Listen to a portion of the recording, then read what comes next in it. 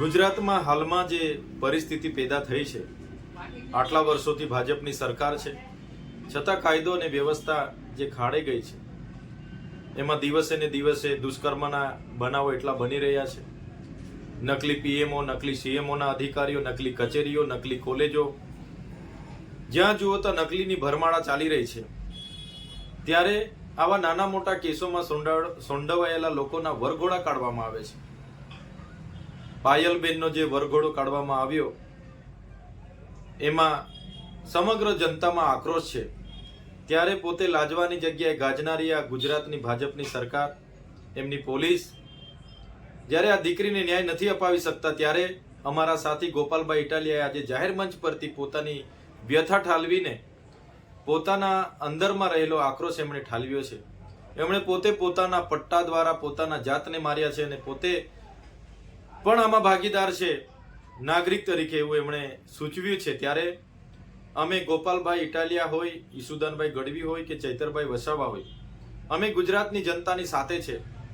આવનારા દિવસોમાં પણ જ્યાં પણ કોઈની સાથે અન્યાય થશે, અમે એમની પડખે ઊભા રહીશું, એમને ન્યાય આપવાનું કામ કરીશું.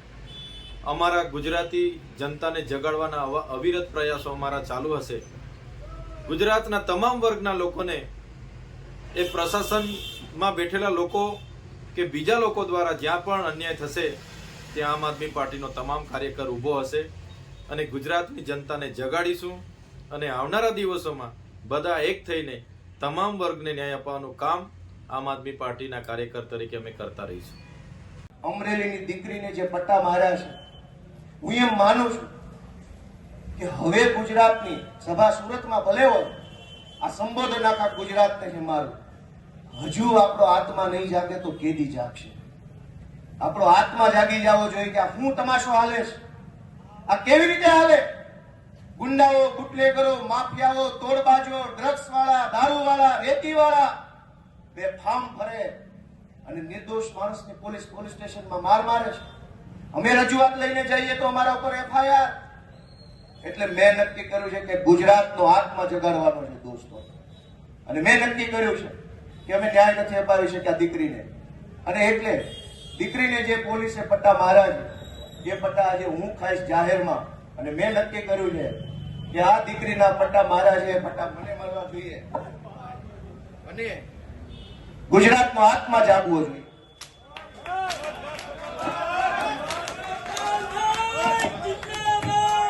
ગુજરાતનો આત્મા જાગવો જોઈએ. હવે ગુજરાતનો આત્મા જાગવો જોઈએ.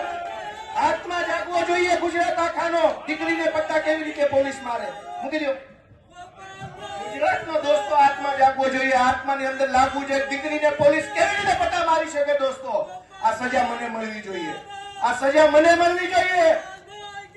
જેને જેને દીકરીઓ, ગુજરાત આખાની દીકરીઓ પર અત્યાચાર કર્યા, સજા મને મળવી જોઈએ. દોસ્તો, અમે ન્યાય નથી અપાવી શક્યા એનો મને અફસોસ થાય છે. અમે ન્યાય નથી અપાવી શક્યા. દોસ્તો, હું ગુજરાતનો આત્મા જગાડવા માંગુ છું.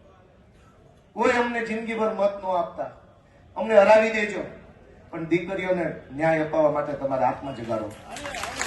તમારા આત્મા જગાડો. અમને આખી જિંદગી મત ન દેતા, હરાવી દેજો. દીકરીને ન્યાય અપાવશો કે નહીં અપાવો?